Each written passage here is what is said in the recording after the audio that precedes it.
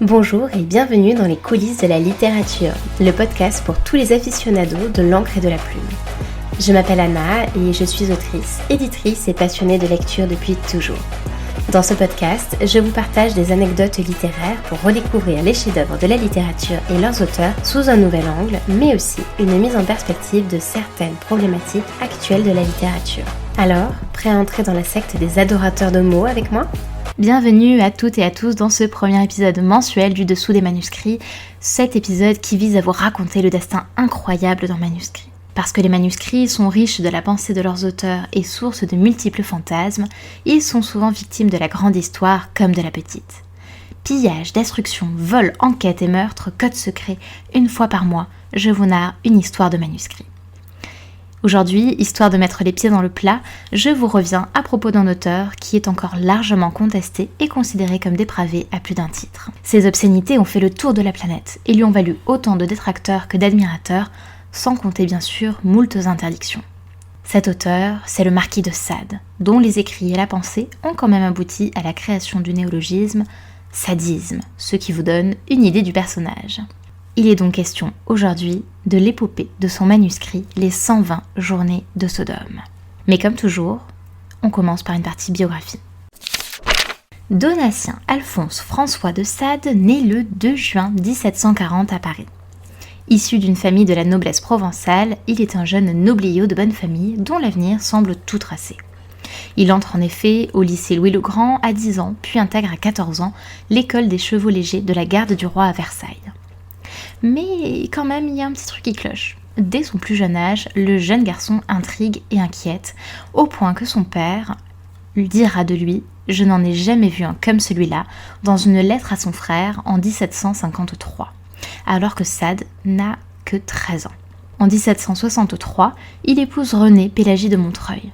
Une union arrangée par les familles des deux époux, mais qui semble, au moins pendant un temps, heureuse. Moins de 6 mois après son mariage, c'est l'affaire Jeanne Testard, du nom de cette prostituée occasionnelle, qui accuse le marquis de sévices et de blasphème. Il se trouve que les faits sont si graves que le marquis de Sade est arrêté et emprisonné au donjon de Vincennes. Ce sera le premier séjour en prison d'un homme qui passera au total 27 années derrière les barreaux, espacées de courtes périodes de liberté, et qui nourrit à partir de là une haine viscérale de la justice et des lois. En l'occurrence, on se consacre aujourd'hui à l'histoire du manuscrit, qui est d'ailleurs à la hauteur de ce texte, le premier mais aussi le plus extrême rédigé par Sade. Alors qu'il est incarcéré en 1777 à Vincennes, puis qu'il sera transféré à la Bastille pour des traitements infligés à plusieurs jeunes filles, le marquis croupit en cellule depuis 8 ans quand il se décide à faire œuvre littéraire. Il est seul et privé de ses fantasmes, ou plutôt de leur satisfaction, ce qui fait qu'il va en fait se rattraper à travers ses héros. Le manuscrit des 120 journées de Sodome raconte en effet l'histoire de 4 hommes âgés de 45 à 60 ans, dont, je cite, « la fortune immense est le produit du meurtre et de la concussion ». Enfermés en plein hiver dans un château de la Forêt-Noire avec 42 filles et garçons livrés à leur pouvoir absolu, à ces 4 hommes donc, ces derniers vont leur faire subir pendant 4 mois, 120 journées, du nom du manuscrit, une succession de 600 perversions. Évidemment, c'est un manuscrit qui est insoutenable pour la plupart. D'ailleurs, même Georges Bataille jugeait sa lecture pénible, mais qui peut aussi être considéré comme génial pour quelques autres. En tout cas, le texte a de quoi choquer.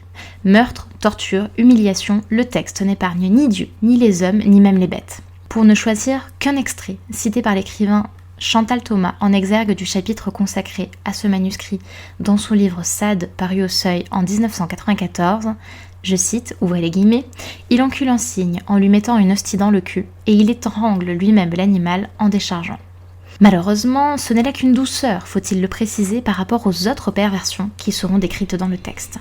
De quoi susciter, aujourd'hui encore, de vives réprobations. Or, en 1785, le détenu Sade ne risque qu'une chose, la confiscation de ce manuscrit. Il se trouve que les feuilles de son brouillon prennent trop de place. Ce qui fait que, du 22 octobre au 28 novembre, à raison de 3 heures par jour, il va ainsi couvrir d'une écriture minuscule les deux côtés de tout petits feuillets de 12 cm de largeur. Ces petits feuillets de 12 cm, il va ensuite les assembler en folio, pour ensuite faire au final un rouleau qui mesurera 12,10 cm de long et qu'il dissimule entre les pierres de sa cellule.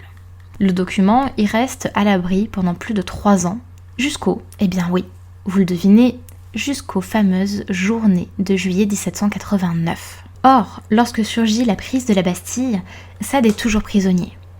Prise de la Bastille qui sera d'ailleurs suivie de la destruction de cette même Bastille, et avec ce bâtiment, et du moins c'est ce que pensait l'auteur, le précieux manuscrit, ce précieux rouleau de 12,10 mètres de long. En réalité, les brouillons ont été récupérés par Arnoux de Saint-Maximin, un citoyen qui l'a ensuite vendu au marquis, non pas de Sade, mais de Villeneuve-Trans, où il restera bien au chaud pendant 3 générations. L'histoire aurait pu s'arrêter là, mais évidemment, je vous ai promis une folle épopée, et c'est bien ce qui va arriver, puisqu'il faut attendre le XXe siècle pour que la saga recommence avec une vente à Iwan Block, en l'an 1900. Seulement, ce manuscrit n'est toujours pas connu et il faut pour cela attendre les années 1930 pour qu'une édition digne de ce nom, avec relecture et analyse du document, ait lieu. Cette opération est financée par la famille Noailles qui fait en plus l'acquisition du manuscrit. Or, comme si l'histoire de ce manuscrit n'était pas assez truculente, l'héritière de la famille Noailles va charger un éditeur, Jean Grouet, de l'étudier.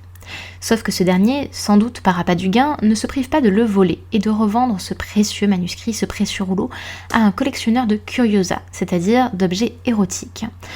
Un collectionneur qui est nul autre que Gérard Nordman, un propriétaire suisse d'une chaîne de supermarchés, que vous connaissez sans doute, la chaîne Printemps.